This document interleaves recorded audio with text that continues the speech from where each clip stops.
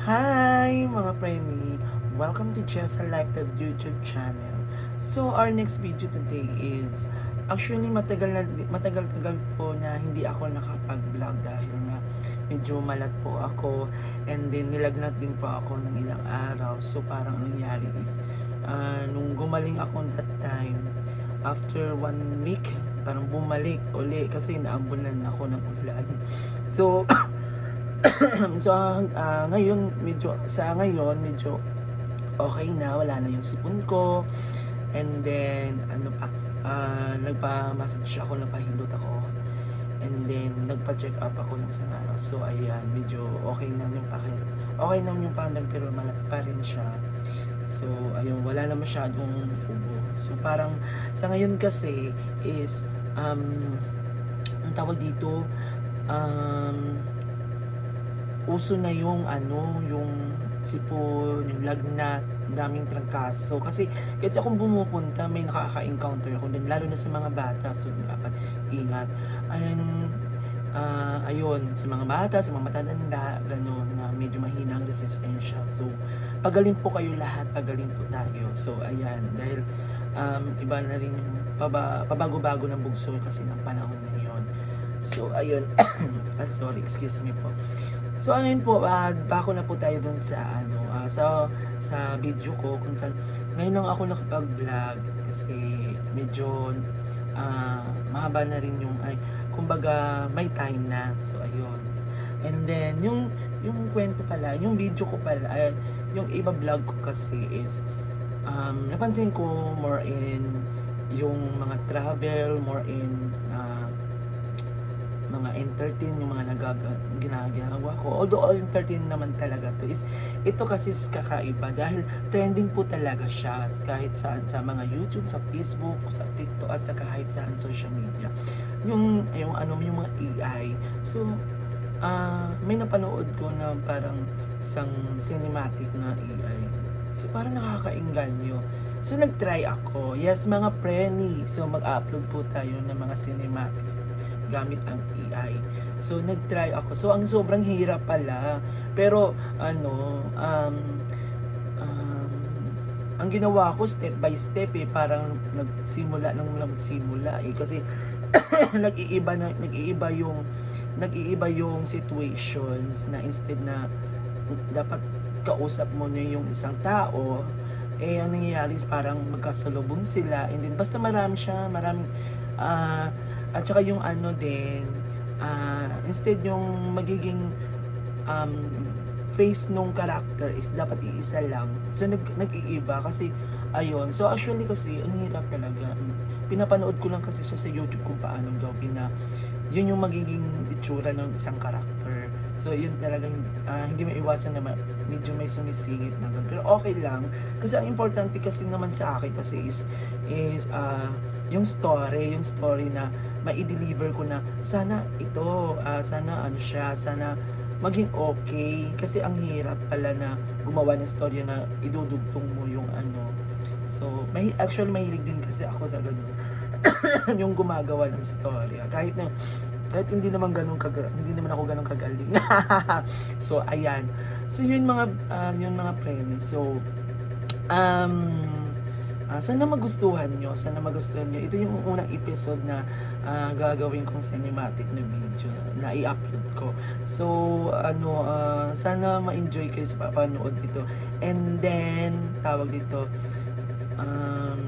medyo na blanco ako nawala. So ayun, sana magustuhan yung mga friendly kasi first time ko to gagawin para maiba din naman, although entertainment naman itong ginagawa ko. So yun itong cinematic na unang episode nito is walang nakalagay na title, pero bigla ko naisip na ano ba pwedeng gawing title. So ayun, naisip ko na baka hindi ba pwedeng ang title nito is ikaw ang superhero ng buhay ko. Charles! Sana all! Yun ang magiging title natin. So, please mga kapreni, panoorin nyo po ang unang episode na gagawin kong cinematic na gamit ng AI. So, please watch mga preni. Thank you!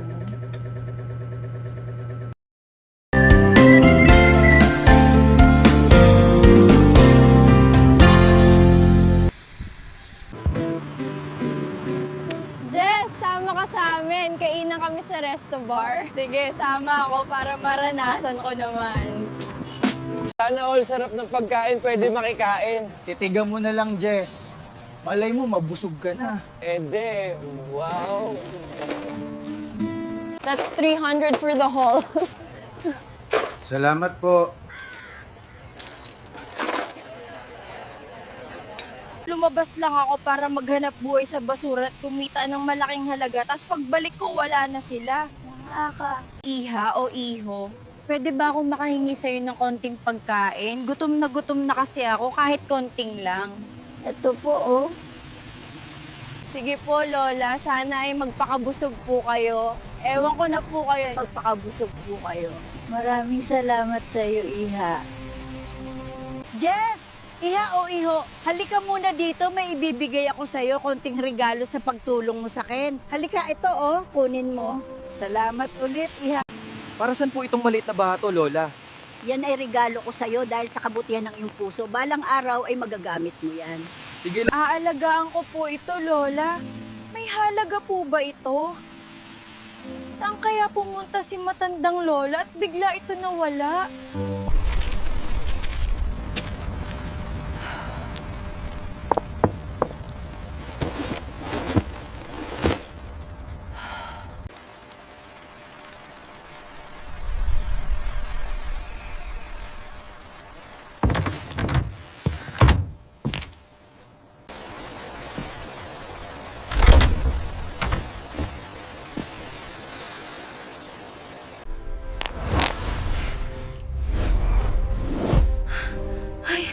Panagnip lang pala lahat yun. Sana totoo lahat yun. Para maranasan ko naman ang maginhawang buhay. So, ayun mga preni, napanood nyo na ang unang episode. Sana gustuhan nyo. At don't worry po mga preni, gagawa tayo ng karugtong ng episode nito. So, sana na-enjoy kayo sa panood. Short story lang siya kasi mahirap po talaga gagawin. Pero, pipilitin natin na mapahaba yung yung episode na gagawin natin. Char! Para na rin tayo naging director. Pero sana all. Char! Pero, ayun nga. So, first time ko siya ginawa. And then, sa, medyo, sana mag-comment kayo. So, mag-comment, like, and share. And don't forget to subscribe na rin po. So, ayan. So, ayun nga, no? So, to all guys out there, sana magustuhan nyo at panoorin nyo po yung, yung ginawa kong video. And then, ayun, sa situation ko, na medyo sa ngayon, medyo, hindi pa maganda pa, hindi pa ako medyo okay. Pero pagaling na, thanks God, thanks po. Yun din, pray ko rin po sa lahat, lalo na sa mga bata, sa mga matatanda, kahit sino, na medyo mahina yung mga resistensya natin. Pagaling po tayo, always take a medicine, at the remedy na ginagawa natin sa bahay, kasi nakakatulong po talaga para sa atin ito. Ayun nga, excuse me, kung mamaya, iinom naman ako ng gamot. Kasi yung iniinom kong gamot is may oras talaga siya after ko kasi magpa-check sa isang doktor. So ayan. So guys, thank you so much. Sana nagustuhan nyo. And I hope po na panoorin nyo po ang susunod na magiging episode. Thank you. See ya.